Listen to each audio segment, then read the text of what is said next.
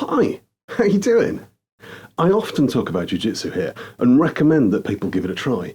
And I'm thrilled when I hear that someone's taken my advice and they're having a great time. So I thought it was only right and proper for me to let you know the things I think are red flags to look out for in a BJJ school.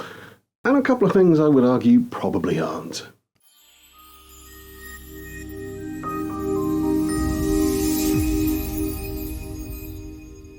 I've been training in Jiu Jitsu and before that catch wrestling for a ridiculously long time now, especially when you consider how decidedly mediocre I am.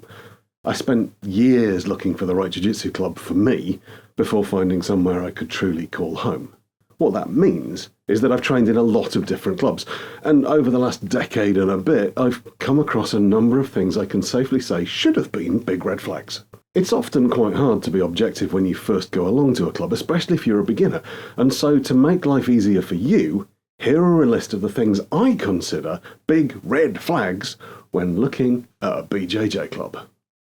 I should add, before I start, this is just my opinion. Your mileage may vary, you may disagree with me, and if you do, that's cool. The whole point of this video is to help people find somewhere they can enjoy training. If you've found somewhere you're happy that I wouldn't enjoy, then, well, that's brilliant. Just train, enjoy it. And if we meet up somewhere, let's have a roll.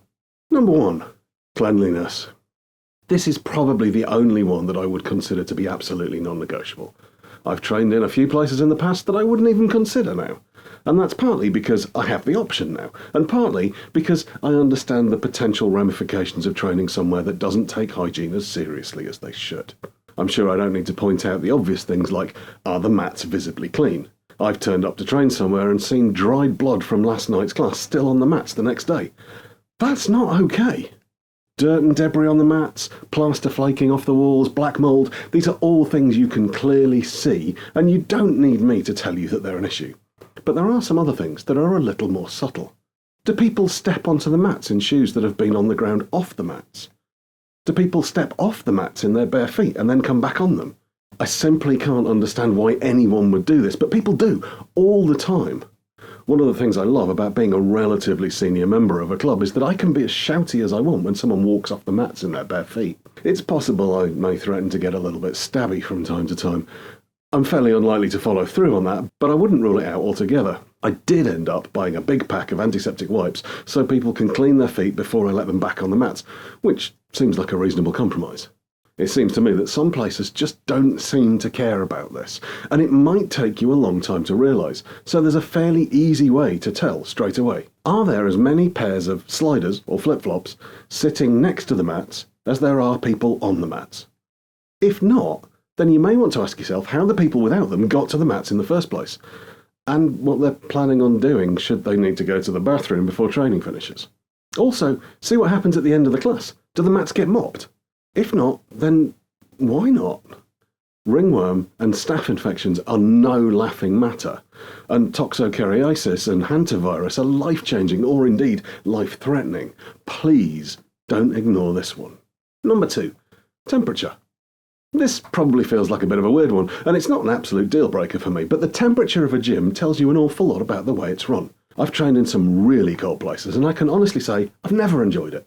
They tend to make it into a big positive thing, as if somehow the fact that it's cold makes them better at grappling. I'm not convinced it does. It feels mainly like macho bullshit to me, and a little bit of cognitive dissonance about the fact that the reality is the person running it just doesn't want to spend money on heating, which isn't really a good sign. And whilst I realise this is pure anecdote, so not the best form of evidence, I've definitely injured myself more training and rolling when it was cold than when it was warm.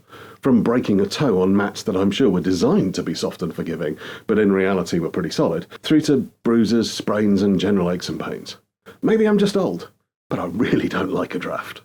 Number 3, rolling. If you go to a class, and as a club they don't roll, then I'd strongly recommend you turn around and walk away.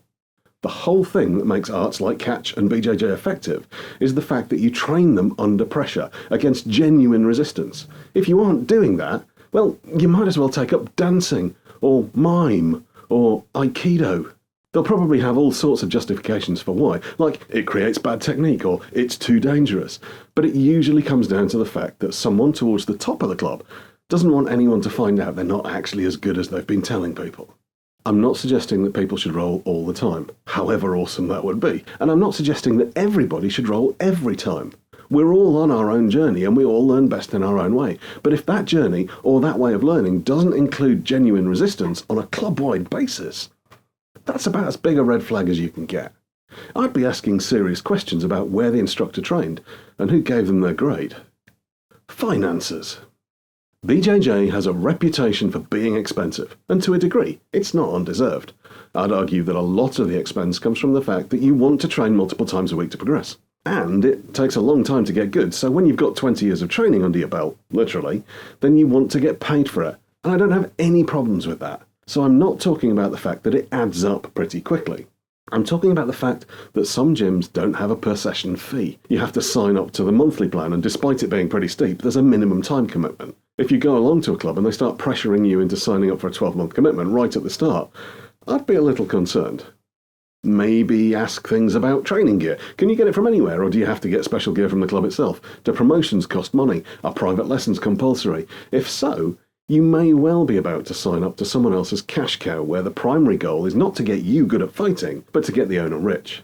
There's nothing wrong with paying for something that is of value, but if you're being pressured into paying for something that you aren't yet sure you want, or that's usually free in other places, then, well, caveat emptor.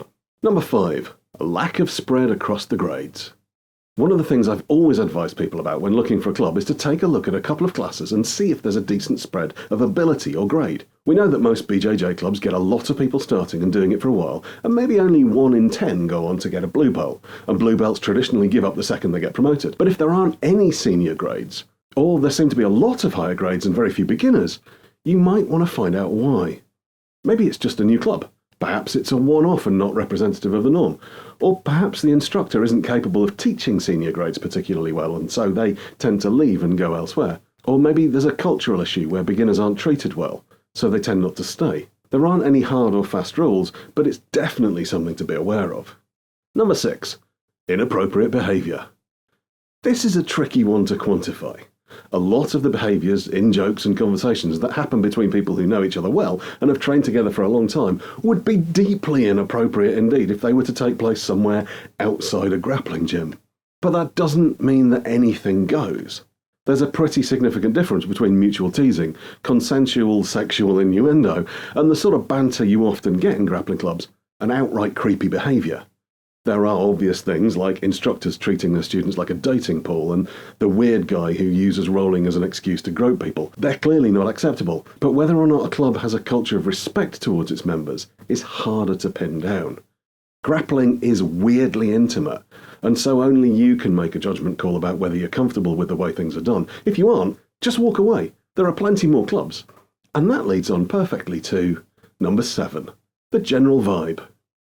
These seem to have started off really nice and easy to define, and have got progressively trickier as we've gone on, and this one is undoubtedly the hardest one to put into words. But what it boils down to is a simple question. Do you feel comfortable there? I'm a huge believer in the power of the subconscious mind. When something doesn't feel quite right, it's usually because your subconscious has picked up on something that consciously you missed. Trust yourself. If the vibe feels weird to you, there's almost certainly a reason, even if you can't identify it. It's not something I want to go into detail here on this video, but it's maybe something for a future video all on its own. All I'd say at this point is go get a copy of The Gift of Fear by Gavin de Becker and give it a read. Fantastic book. Before we wrap things up, I'd like to quickly mention a couple of things that a lot of people seem to consider red flags, and I'm not sure I do. Club uniforms. A lot of gyms have club uniforms, a specific gi or a rash guard. I wouldn't personally call this a red flag. After all, if you do decide to take up BJJ or catch, you're going to buy the gear anyway, so why not do it in a way that puts a little extra cash into the club coffers?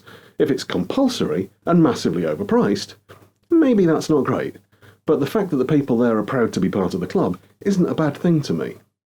The last one is if the instructor doesn't roll with students. I love rolling with senior grades, and I'm really lucky to have an instructor who rolls with everyone. It's very rare for me to do a class without getting at least one round in with him, and I gain hugely from those rounds. But if an instructor was maybe recovering from an injury, or training for a competition, or just having a bad day, then they, just like everybody else, should be free to not roll. Maybe they got a new tattoo and they don't want to damage it. Maybe they just got back from holiday and have terrible sunburn. Who knows? But just because you turn up at a club for a trial session and the instructor isn't rolling, doesn't mean it's a bad gym. It might, but it might not. Anyway, over to you now. What red flags do you have that I missed? Are there any here that you disagree with? Let me know. And if you aren't subscribed, I hope I've earned your subscription today. And to those of you still here, at the very end of the video, fight team!